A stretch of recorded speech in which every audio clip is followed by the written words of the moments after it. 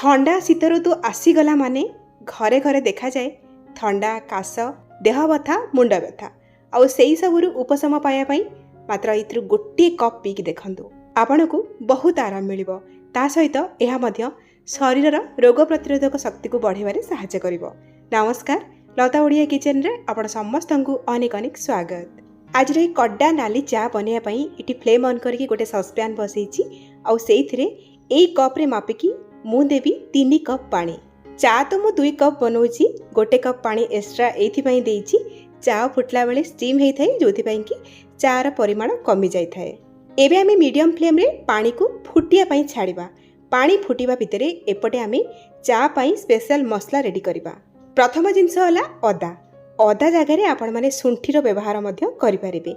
एठी मु पाखापाखी 2 इंच रो नेइछि अदा। सेकेंड जिंस होला आमे नबा डालचीनी। एठी मु 1.5 इंच रो नेइछि डालचीनी। आउ एथिरे दबा 15 ରୁ 20 टी गोलमरीच। एठी ध्यान रखंतु चा आपण माने केते बनौचंदी सेही हिसाब रे मसलार व्यवहार करिवे। एठी देखंतु मु नउछि 3टी गुजराती और ता सहित 4-5 टी आमे दबा लवंग। एहा सहित मु गोटे नेइछि पिंपली। ए पिपली को स्किप करिवेनी, निश्चय पकेइबे। ठंडा काश कफ पई ए पिपली अति लाभप्रद। एई सब मसला को आमे हेमदस्तारे देकी दरदरा करिकी छेची नबा। तो एठी देखंतु हमर मसला दिया नाली चा पई हमर मसला रेडी हे गला। एबे हमर फुटुथिबा पानी रे एई छेचा मसला को पकेइबा। एहा सहित आमे दबा एथिरे गोटे तेजपत्र। नाली चा बनौचे फिका फिका न लागिया पई एथिरे आमे 2 पिंच दबा लूण। लूण अधिका पकेइबेनी नहले लुणिया लागिबो। मीडियम फ्लेम रे ए सब को 2 ରୁ 3 मिनिट पई फुटेइ नबा। जेतेबेले सब मसलार फ्लेवर आउ रस पानी रे मिसी आसीबो सेतेबेले आमे एथिरे दबा किछि फ्रेश तुलसी पत्र। तुलसी पत्र को टिके पछरे पकेइबे। एबे आमे एथिरे चा पत्ती पकेइबा। जे कोनोसी ब्रांड रो एठी चा पत्ती आपण माने नै परिबे।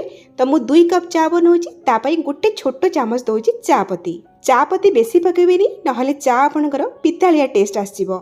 धरि नियंतु गोटे कप चा पई आधा छोटो चामच पकेइबे चा पत्ती। मीठा पई एठी मु व्यवहार करिबी गुडर। गुड़ जगह आपण माने चीनी मध्य नै परिबे। चीनी गुड़ न खाउथिले आपण माने सुगर फ्री बा महूर व्यवहार करि परिबे।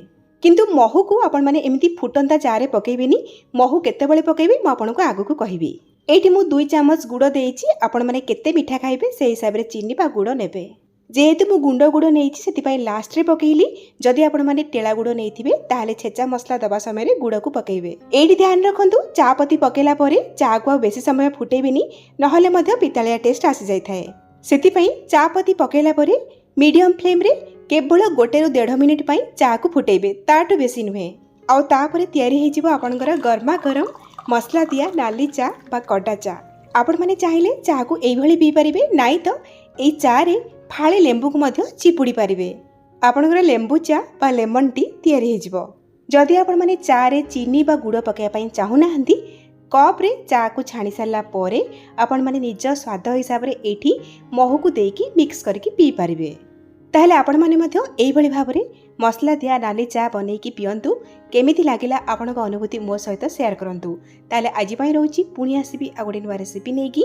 से पर्यंत रहिली। नमस्कार, बाय, जय जगन्नाथ।